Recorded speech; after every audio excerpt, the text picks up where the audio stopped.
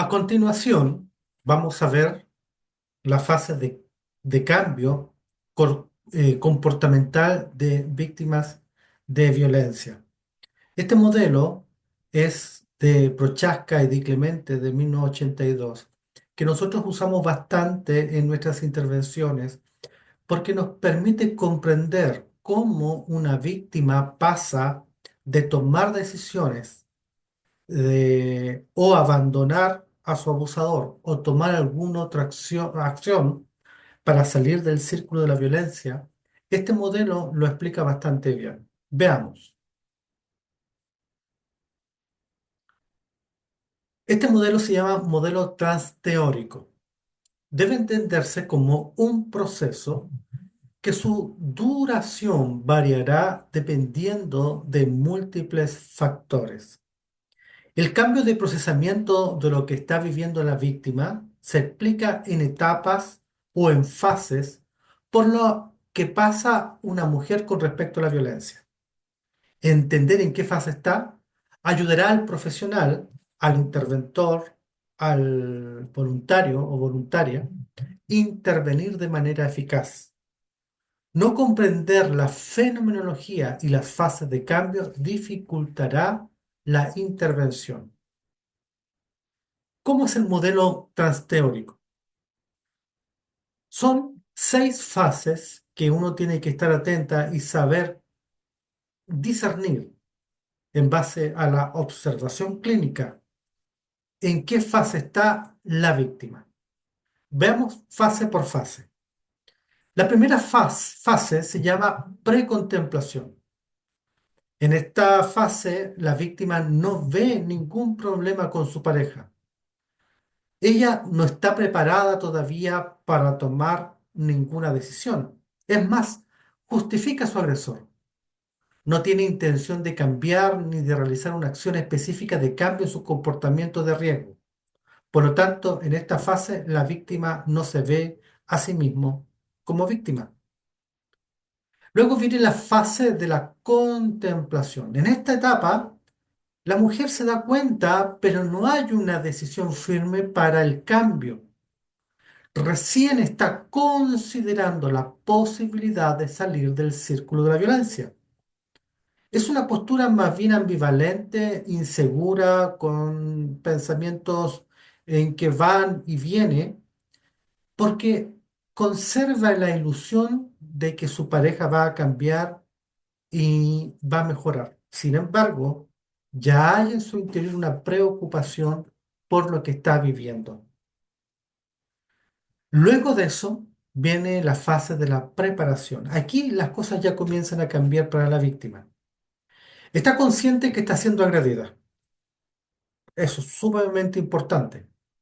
Y ahora quiere salir y ha comenzado a hacer algunas acciones, pero todavía no sabe muy bien cómo lo va a hacer. Aquí comienza la planificación de algunas alternativas que ella está barajando. Pero lo importante es que está preparándose para hacer un cambio en su vida y en su relación. Luego viene la etapa o la fase número 4, que es la fase de la acción. En la etapa anterior, como vemos, que es la etapa de la preparación, vienen o llegan en esta etapa habitualmente las víctimas a Fundación Cicatriz. En esta etapa es cuando comienzan a buscar ayuda. Cuando pasan a la etapa número 4 es cuando ellos toman acción, terminan la relación, buscan ayuda, buscan a Fundación Cicatrices, se deciden y salen del círculo de la violencia. Esta etapa aún es un poco inestable y de riesgo de volver con el agresor. Pero en esta etapa se ve más comprometido consigo misma y experimenta la satisfacción de poder hacer algo por ella. Luego de la etapa de la acción tiene que pasar un tiempo y esta etapa se llama la etapa de la mantención, que es la fase número 5. ¿Qué pasa en esta fase? En esta fase la víctima ha alcanzado metas importantes, tomó decisiones importantes, dejó al agresor, hizo la denuncia, etcétera, etcétera, y tiene capacidad de mantener su decisión. Está más segura en lo que ha decidido. Utiliza esta estrategias de protección para evitar recaídas, como por ejemplo contacto cero, no volver con su agresor, no escuchar mensajes, no dejarse intimidar, etcétera, etcétera. Sin embargo, dentro del modelo del cambio de Prochaska y de Clemente también está considerada otra etapa que tiene que ver con la recaída. En esta etapa, es fácil darse cuenta cuando la víctima ha retomado la relación o ha vuelto con el agresor. Técnicamente, los interventores se dan cuenta porque deja de contestar en las llamadas, no responde a los mensajes, se retractan, muchas veces dejan en visto al profesional y uno entiende que lo más probable es que haya vuelto con el agresor y haya tenido la recaída. En esta etapa hay que tener paciencia. Cuando uno quiere ayudar a alguien realmente, tiene que considerar que dentro de todo el proceso, que si bien es cierto no es lineal, hay posibilidades de que la víctima vuelva con su agresor. Y aquí es sumamente importante trabajar en sí mismo o en uno mismo la frustración de haber trabajado con la víctima y que ésta vuelva hacia atrás. El cambio, como vemos, que es un proceso, no es estable, no es lineal. Hay avances y hay retrocesos. Cuando la víctima tiene dudas o recae, volverá a la etapa de contemplación. No comienza de cero. Ninguna recaída te hace volver a cero, sino que habitualmente vuelve a la etapa anterior. Para ser eficaz en la intervención, será el profesional el que se adecue a la fase en la que está la víctima. La primera sesión o entrevista se debe lograr determinar en qué fase está parada ella. Reforzar la etapa de cambio de tal manera que se logre mantener ahí o que avance a la siguiente. En otras palabras, hay que movilizar a la usuaria. ¿Qué hacer? ¿Qué hacer cuando es ella quien pide la ayuda? La violencia ya es evidente y está lista para pasar a la fase de acción. Ella está pidiendo ayuda. No juzgar a la víctima por pedir ayuda, jamás. Ayudarla a buscar ayuda especializada, Fundación Cicatrices, Cernamec, etcétera, etcétera. Oficinas de la mujer. Reforzar que hizo bien al manifestarlo. Validar a la persona, diciéndole cosas como eres muy valiente al contarlo, te felicito, estás tomando una buena decisión. Cuando se trata de que ella tome acción de abandonar al agresor o hacer la denuncia. Y es importante hacerle seguimiento a la víctima y su proceso. Denunciar, aquí nos detenemos un momento. Antes de denunciar hay que ayudar a la víctima a tener un plan de escape, porque no se trata que simplemente haga la denuncia si la denuncia la va a perjudicar.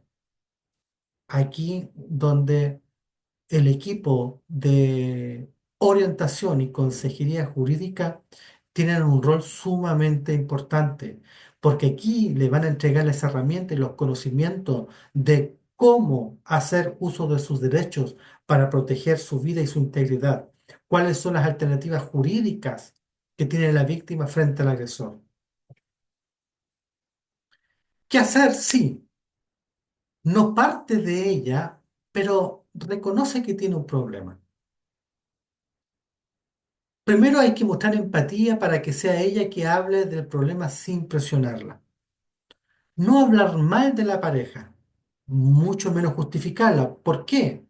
Porque al hablar mal de la pareja, puede hacer que la lealtad que la víctima tiene con el agresor haga que a usted lo deje afuera y no le cuente más. Por eso tenemos que ser prudentes en este punto.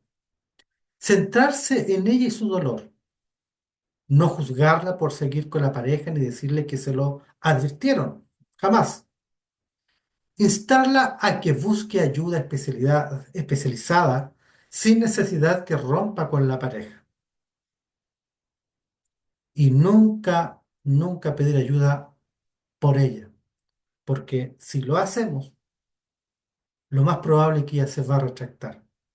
Este último punto es y seguirá siendo un requisito fundamental a la hora de que las víctimas pidan ayuda. Nosotros como fundación no aceptamos que otras personas piden ayuda por ella. Cuando se inscriben en el formulario de atención de nuestra página web, nos cercioramos que sea la víctima y no un familiar, porque hemos aprendido con el tiempo que cuando eso sucede, hay casi un 100% de probabilidad que la víctima se retracte. ¿Qué hacer si la víctima no reconoce y no quiere actuar? Este es el peor escenario que podemos enfrentar. Trabajar el clima de la relación con el fin de crear lazos de confianza. Manifestarle que usted va a estar para lo que necesite y cuando quiera. Minimizar la posibilidad que la pareja la aísle, porque de lo contrario vamos a perder contacto con ella. Ganarse la simpatía del agresor para estar actualizada de las posibles agresiones. Esto es una estrategia que es sumamente importante y es por eso que tiene, igual que la anterior, la finalidad de seguir en contacto con ella sin que se nos cierren las puertas. Mientras tanto, se le puede recomendar literatura que le ayude a llevarla a la fase de contemplación o acción. Veamos algunas intervenciones que pueden ayudar a mejorar la ayuda. Enrique Echeverrúa da los siguientes tips. Prioridad uno, sobre todo cuando hay violencia física o agresión en el momento. Hay que ayudar a la víctima y garantizar su seguridad. Eso es lo primero. Hacer primeros auxilios psicológicos, evaluar y gestionar riesgos y diseñar un plan de seguridad para la víctima. Luego, nos debemos centrar en dar alivio inmediato a los síntomas graves, como por ejemplo ideación suicidia, autolesiones, la anedonia, el insomnio, ansiedad intensa, depresión y cualquier otro síntoma que veamos en el momento. Trabajar el trauma si lo hubiera. Restaurar en la víctima el sentido básico de seguridad en ella, su mundo y en las personas en general. Y ahí podemos psicoeducar de cómo regular las emociones, recobrar su autoestima y restaurar la confianza en las demás personas. Recuerde que las víctimas muchas veces pierden la confianza en otros porque está atrapada en un temor del daño que el agresor le pueda hacer y eso hace que no confíe en nadie. Por último, favorecer la reintegración social de la víctima en su comunidad y el establecimiento de nuevos proyectos de vida o retomar algunos previos, favoreciendo antes las nuevas sensaciones de calma y seguridad. Esto es lo que hacemos en Fundación Cicatrices.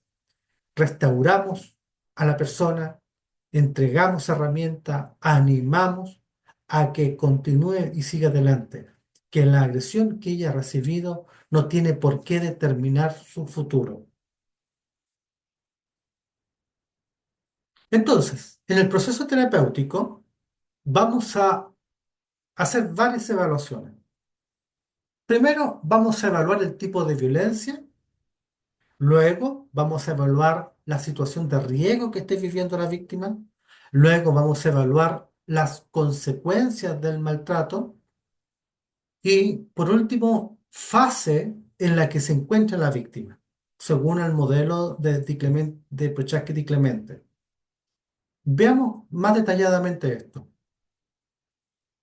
La evaluación del tipo de violencia vivida. Estos datos o este dato lo revelará casi automáticamente la víctima en la primera entrevista.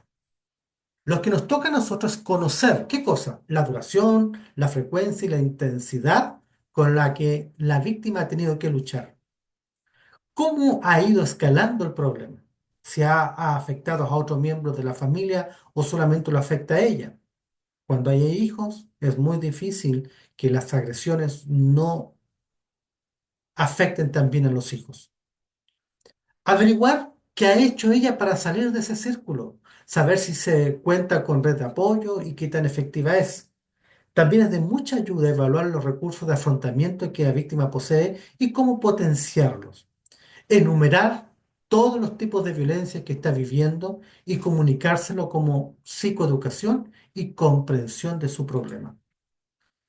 En cuanto a la evaluación de los riesgos, es conveniente indagar el nivel de riesgo que vive la víctima. ¿Es bajo, medio, alto? ¿El agresor la ha amenazado de muerte? ¿La ideación suicida es parte de las consecuencias del maltrato habitual? Y se le puede preguntar directamente si ha tenido deseo de morirse, que es distinto a la idea de matarse. Preguntar si se ha dañado a sí misma y si está abusando de alguna droga o medicamento o alcohol. Luego, evaluar las consecuencias del maltrato. Las lesiones psíquicas o secuelas, como ya las vimos hace un momento atrás, será proporcionales a la cronicidad de la agresión, tipo, forma e intensidad de esta misma. La gran mayoría de los autores e investigadores concluyen en términos generales que las consecuencias psicopatológicas más probables serán depresión y baja autoestima, ansiedad generalizada, aislamiento social, trastorno de estrés postraumático, abuso y dependencia de sustancia y alcohol, trastornos del sueño, dolores físicos, rechinamiento de los dientes, etcétera, etcétera. Veamos más técnicas de abordaje. ¿Cómo podemos ayudar a la víctima? Primero, el interventor, sea de la profesión que sea, y obviamente, mayoritariamente los psicólogos, tienen que contar con algunas habilidades blandas que son fundamentales en este tipo de abordaje.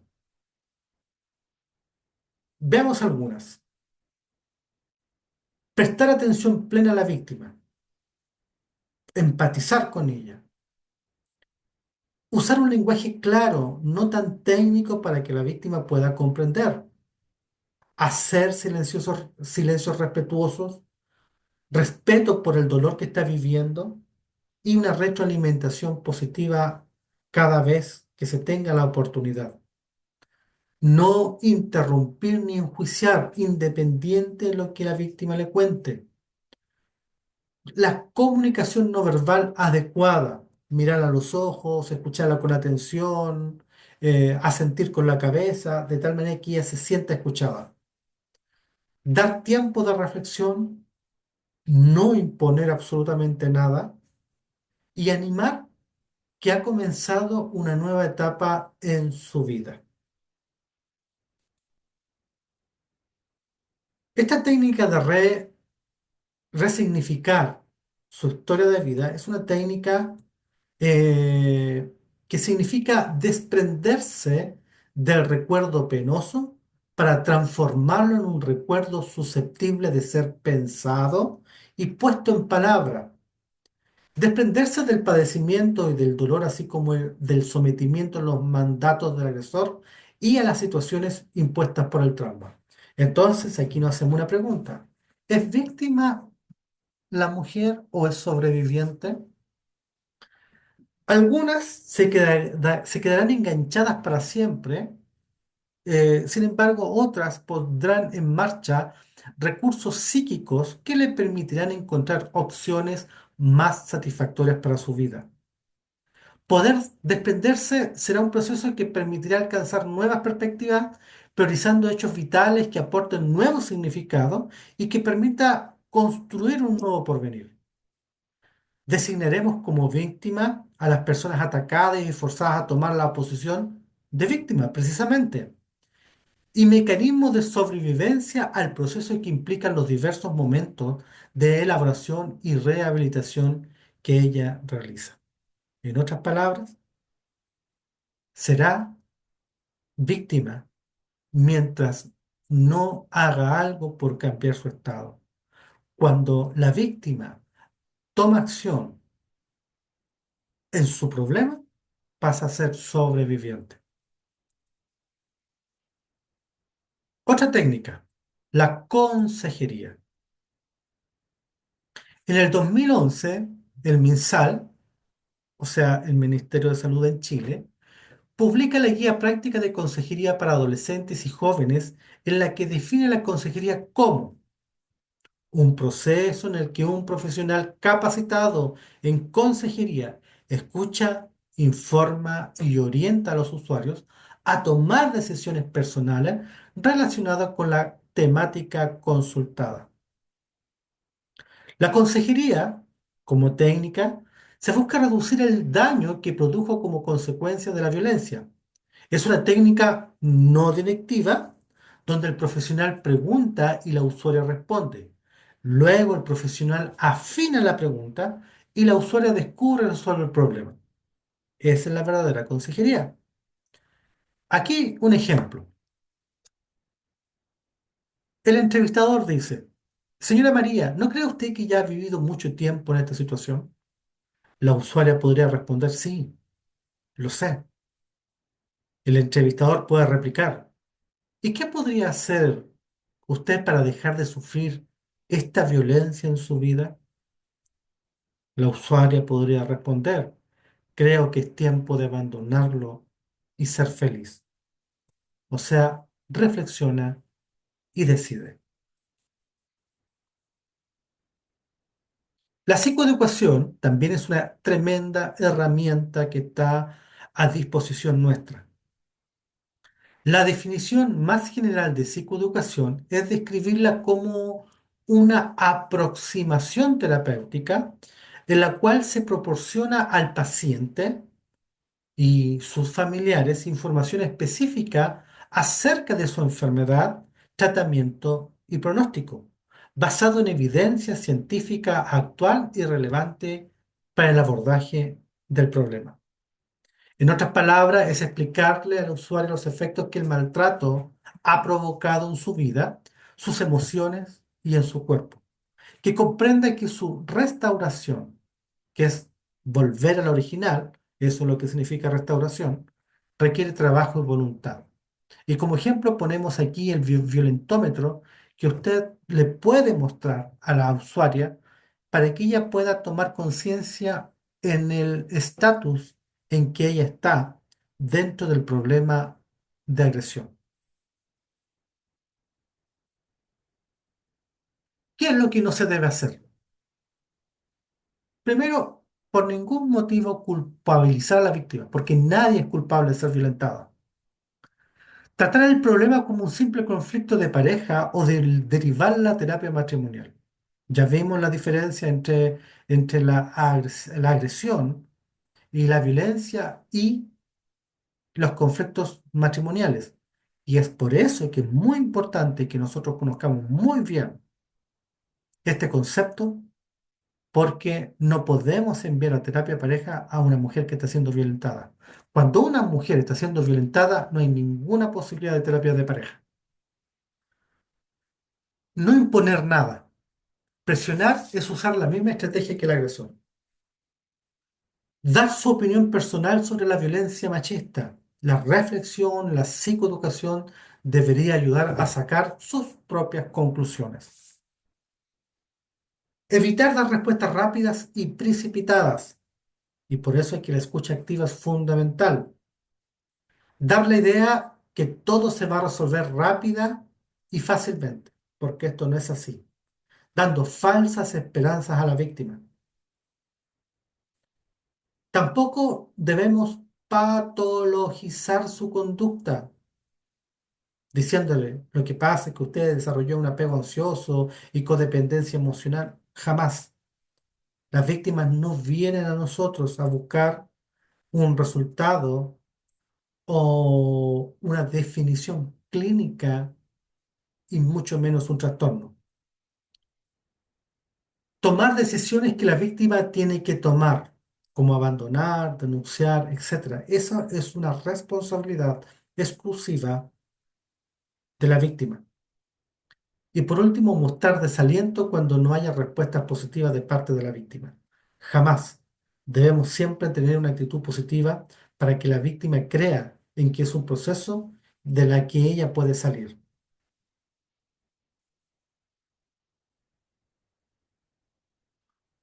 Muy bien. Vamos a ver a continuación, y que es fundamental que nosotros también conozcamos, algunos perfiles psicológicos de un abusador. Este perfil nos va a permitir a nosotros psicoeducar y además también conocer a través del relato de la víctima de qué tipo de agresor está enfrentando.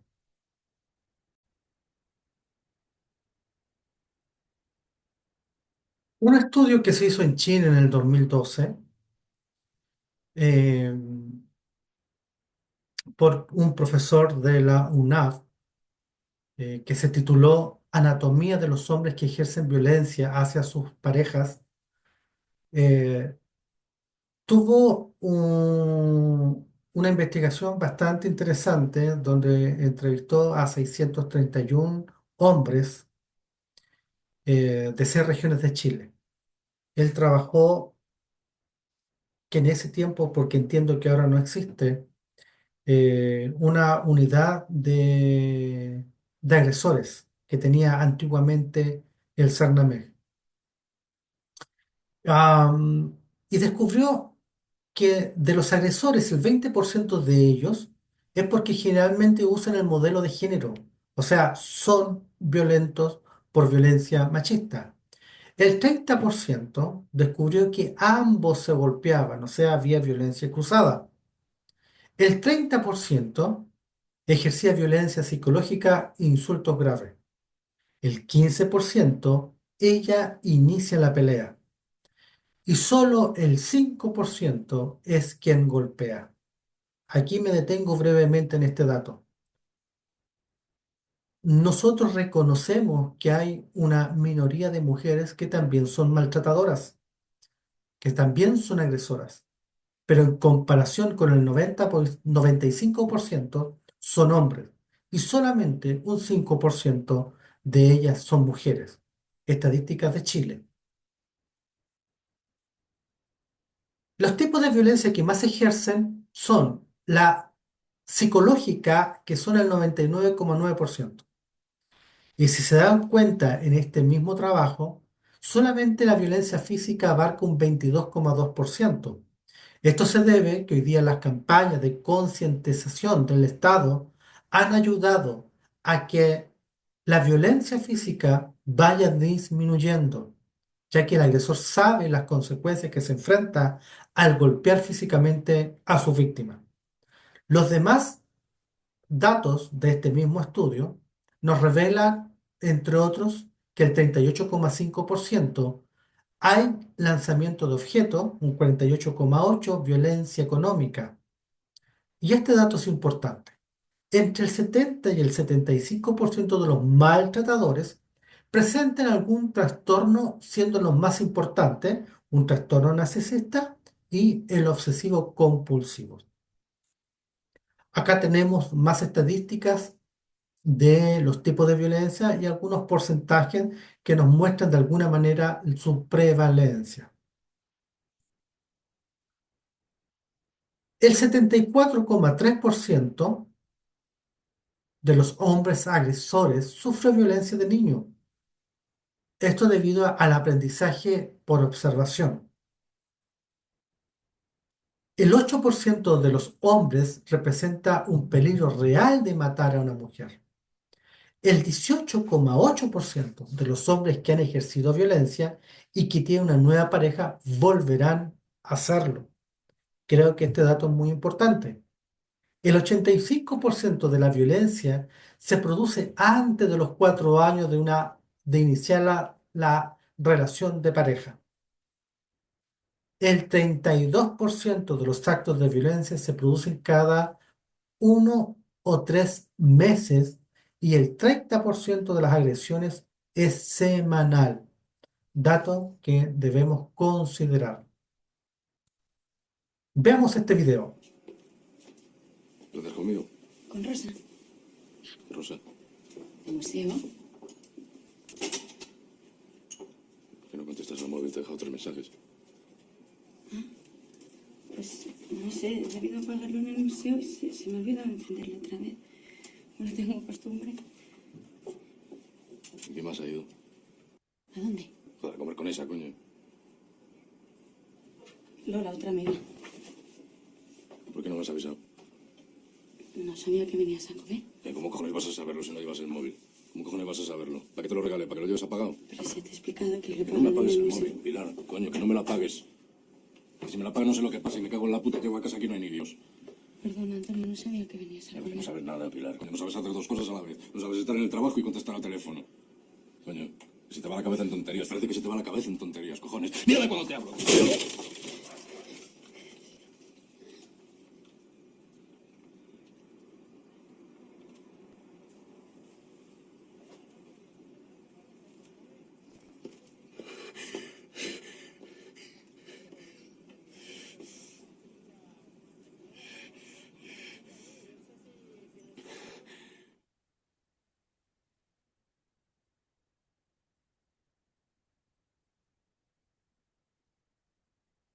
¿Qué tipo de violencia usted observó en esta escena? Esto es una película llamada Te doy mis ojos y es española para que usted la pueda eh, ver y buscar, donde se explica todo el ciclo de la violencia y es tremendamente educativo para nosotros. El enfoque teórico de la comprensión de agresores de pareja, según el modelo ecológico, nos enseña también algo muy interesante. Esta es una perspectiva sistémica y multicausal, producto de la interrelación de elementos culturales, sociales, familiares e individuales. Se entiende la conducta como resultado, estamos hablando de los agresores, de la articulación recíproca entre el macrosistema, el exosistema, el microsistema y el sistema individual. Este modelo ecológico de violencia permite entender, ¿qué cosa? El papel que desempeñan los ambientes y contextos que afectan a los hombres que ejercen violencia. Los comportamientos de violencia de los hombres son aprendidos en un proceso de socialización primaria, en las relaciones familiares significativas y en una socialización secundaria a través de la adaptación del sujeto a su entorno extrafamiliar, ya sea la escuela, los amigos, el barrio, la ciudad, el país, etcétera, etcétera. Por lo cual se va a operacionalizar la violencia contra la pareja como un conjunto de comportamientos que conforman un patrón abusivo que sostiene y o genera asimetría e iniquidad, o sea, poder y control. La violencia se integra al individuo en base a este modelo, producto de el aprendizaje vicario.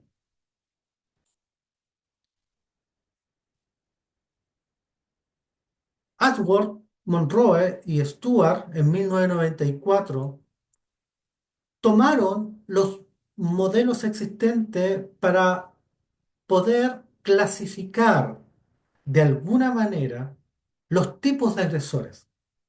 Hoy día este modelo es el que más se utiliza y menciona tres tipos de agresores. Un cuarto que lo vamos a ver de manera separada, pero según este modelo, hay tres tipos de agresores. El primero de ellos, llamado limitado al ámbito familiar o sobrecontrolados, este tipo de agresor se centra su violencia en la pareja e hijos y constituye la mayoría, más o menos entre el 35 y el 50% son de este tipo de agresores, con una violencia de menor frecuencia y gravedad que en los grupos restantes que vamos a ver a continuación, y sin que haya alteraciones psicopatológicas. Después de un episodio violento suelen arrepentirse y reprueban. ¿Cómo son estos agresores? Son de personalidad dependiente y obsesivos, bajo o moderado de agresión en su familia de origen. Tienen menos problemas legales, no cruzan límites, ¿cierto? O fronteras legales. Son violentos en menor frecuencia y gravedad. Se arrepienten después de un episodio violento, bajo consumo de alcohol y droga y más o menos una ira moderada. Sin embargo, son celotípicos y posesivos. Luego vamos escalando y tenemos al agresor borderline disfórico, también conocido como impulsivo. Representa más o menos el 15 al 25% de los agresores y habitualmente maltratan física, psicológica y sexualmente, con una violencia de intensidad media a alta que generalmente va dirigida contra su pareja y otros miembros de la familia. Asimismo, son frecuentes en ellos ciertas características tales como la impulsividad, inestabilidad emocional, cambios rápidos de humor e irascibilidad que suelen encajar con el trastorno límite de la personalidad. Veamos un poquito más de ellos. Este tipo de agresores tienen ideas distorsionadas sobre la mujer, características claras de un trastorno límite de la personalidad, falta de control de impulso. Aquí la terapia de pareja de ninguna manera. No hay cabida para una terapia de pareja para este tipo de agresores. Son dependientes emocionales, tendientes a la depresión, consumo problemático de alcohol y droga, violentos físicas, psicológicas y sexualmente, inestable emocional, enfado extremo, celotípico y posesivo. A este agresor usted no lo quiere como vecino, porque este es el vecino que va a salir con un palo a arreglar las cosas si su vecino no le baja el volumen. Es impositivo, violento, transgrede leyes y es capaz incluso de matar. Veamos el tercero, el que es violento en general, el antisocial, también conocido como instrumental. Estos más o menos son entre el 16 y el 25% de los agresores. Hacen un uso instrumental de la violencia física y psicológica, que se extiende más allá del ámbito familiar, para conseguir lo que desean y superar sus frustraciones. Su violencia es de mayor frecuencia e intensidad que la de los grupos anteriores. Son muy característicos el narcisismo y la manipulación psicopática, y menos los problemas relacionados con el control de la ira. También es más probable que consuman abusivamente alcohol y drogas y que tengan o hayan tenido problemas legales por su conducta antisocial. ¿Cuáles son estas características antisociales? Han tenido problemas legales constantes, no siguen normas, falta total de control de impulso, maltratador reincidente, abuso problemático de alcohol y droga, ejerce violencia grave sobre la víctima. Usa la violencia para salirse con la suya. La violencia es parte de su vida, dentro y fuera de casa, y comparte las características de ser celotípico y posesivo. Estas son los agresores más, más peligrosos. ¿Cuáles son las características que comparten estos tres tipos?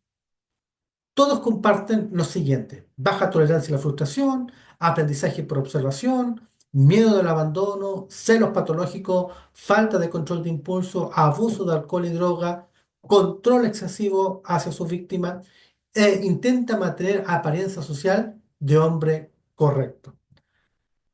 Estos tres tipos de personas siempre van a ser una bomba de tiempo donde en cualquier momento la agresividad va a salir. Las distorsiones cognitivas de los hombres violentos eh, tienen que ver con la estructura organizativa del pensamiento que poseen los hombres, que pueden agravar y hacer perdurar la violencia, que se caracteriza por las siguientes distorsiones cognitivas. Definiciones rígidas de los roles masculino y femenino, o sea, un machismo. Negación, minimización y justificación, que son sus mecanismos de defensa para justificar su conducta. Generalización del discurso y el lenguaje, o sea, ideas distorsionadas de la mujer. Ellos no tienen ningún empacho en declararse machistas. Rumiación en el pensamiento. Hay un continuo procesamiento de ideas al respecto. Rigidez cognitiva, todo o nada, ganar o perder, es una estructura rígida. Así, la intervención se enfocará a la reestructuración cognitiva de aquellos pensamientos, ideas y creencias que promueven la violencia contra la mujer. En el primer tipo de de violentadores, eh, podríamos considerar la posibilidad de una terapia que pueda reorganizar los pensamientos de ese agresor. Pero en los dos últimos, las terapias de pareja, perdón, las terapias individuales de, de ayuda o de reestructuración cognitiva son casi cero. La posibilidad de que esa persona cambie de conducta, excepto que lleve una medicación y aún así es muy difícil que haya algún tipo de mejoría en su conducta. Luego tenemos el ya conocido maltratador psicológico o psicópata integrado. Quisiera hacer aquí un pequeño paréntesis. Hoy día es casi una moda llamar psicópata integrado o narcisista a ciertas conductas que de alguna manera las redes sociales, las fantasías eh, públicas han distorsionado esto. Y de alguna manera se le llama a todo agresor un narcisista. Y esto no es así. Y lo explico a continuación. Este es un tipo de psicopatía subclínica. ¿Qué significa eso? Que si bien se reconoce algunas características patológicas, no están en el DCM. Muy bien. Este perfil no se incluye en el DCM-5, donde el encanto y la mentira innecesaria es parte de su perfil. Está muy cercano al trastorno de personalidad antisocial, pero no es un trastorno de personalidad antisocial, con algunas características bien particulares. El perfil de psicópata integrado que mencionó Robert Hersh, también denominado psicópata subclínico o psicópata narcisista, es aquel que pasa desapercibido, es decir, que aún cumpliendo los rasgos característicos de un psicópata, se desenvuelve con normalidad a nivel social sin mostrar ningún comportamiento delictivo, aunque pueden serlo. Su expertise es la violencia psicológica y emocional. Allí, en ese ámbito, ellos se mueven. Mienten, engañan, manipulan, extorsionan, cosifican, etcétera, etcétera. No suelen usar la violencia física como método, generalmente no. Se calcula que la prevalencia de la psicopatía en la población general adulta era más alta de lo que se pensaba, situándose más o menos entre el 4,5% de la población. Además, se observa una diferencia significativa de la prevalencia de la psicopatía entre hombres, que son el 7,9%, y mujeres baja el 2,9%. Estos porcentajes son solamente estimativos, porque este tipo de perfil no van a los psicólogos. Este tipo de perfil no se puede estudiar por cuanto están muy ocultos en la sociedad. Algunas características de los psicópatas integrados son, primero, su encanto superficial y seductor y ser muy elocuente, sentido de autovaloración grandilocuente, que comparte el trastorno narcisista, necesidad de estimulación y fácil aburrimiento, mentiras patológicas sin necesidad de hacerlo, estafador, engañador y manipulador, ausencia de remordimiento y de sentido de culpa, afecto superficial, insensibilidad, crueldad y falta de empatía. Estilo de vida parasitario. Habitualmente no trabajan y viven de otro. En este caso, viven de la pareja. Pobre control de conducta. Conducta sexual promiscua e irresponsable. Impulsividad, irresponsabilidad, incapacidad de hacerse responsable de sus actos, indigno de confianza, pobres reacciones afectivas, incapacidad de amar y conducta exagerada y desagradable con o sin alcohol. Siguiendo en este mismo perfil, vamos a ver cómo un psicópata integrado o narcisista elabora su estratagema para conquistar. Pasa por tres etapas: la etapa de la conquista, la etapa de la manipulación y la etapa del aburrimiento. Ahí es donde vienen los abusos. La etapa de la conquista tal vez sea la más conocida. Es encantador, único en el mundo, el sueño de cualquier mujer que esperó toda la vida para tener como pareja. Es un seductor eh, de primera. Este tipo de perfil generalmente tiene una conducta pública intachable. Son expertos en detectar a las mujeres de sentimientos sinceros porque lo ven como una debilidad. Usan con frecuencia frases como es que somos almas gemelas. Nos gusta exactamente lo mismo. Tienden a espejear la conducta de su víctima. Habla de su expareja siempre mal, tratándolas de locas, donde ellas siempre tienen la culpa y no él. Usan frecuentemente un bombardeo de amor al principio de la relación. Flores, mensajes, llamadas sorpresa y rápidamente usan la palabra te amo. En la etapa de la manipulación, ellos son expertos en manipular emociones. Pasan sintiéndose ofendidos siempre por todo. Expertos en hacer sentir culpable a su pareja. Te culpa por todo con frases. Si no fueras así, seríamos muy felices. Son mentirosos expertos. Aunque sean sorprendidos, jamás, jamás ellos van a reconocer que están mintiendo. Simulan ser ellos las víctimas. Te aíslan de la familia y amigos con sutileza, con frases como ellos no te quieren, quédate conmigo, estoy enfermo, yo soy tu pareja, como una estratagema para aislar a la víctima. Ejercen un desgaste emocional realmente devastador. Son intensos en todos. Conducta pasiva-agresiva, la ley del hielo, es parte de su armamento que ellos despliegan cuando quieren manipular.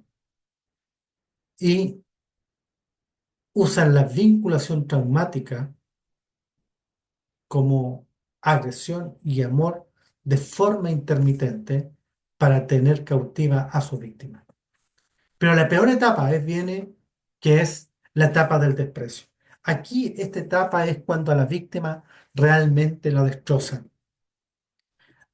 Usan la triangulación amorosa con frases como, por ejemplo, cuídame porque hay otras interesadas, o dejan señales y huellas que, que va a provocárselo en la pareja. Son espías informáticos y expertos en seguimiento. Denigra, humilla, te siembra dudas de tu cordura, necesitas ir al psicólogo, es una frase muy utilizada por parte de ellos, y usan la luz de gas.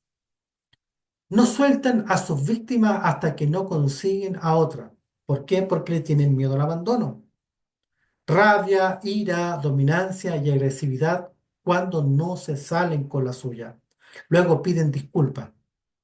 No golpea ni agrede físicamente porque es inteligente y no va a transgredir esa línea, pero son expertos en insultos y humillaciones públicas. Hará bromas a tus expensas. Te avergonzará en público.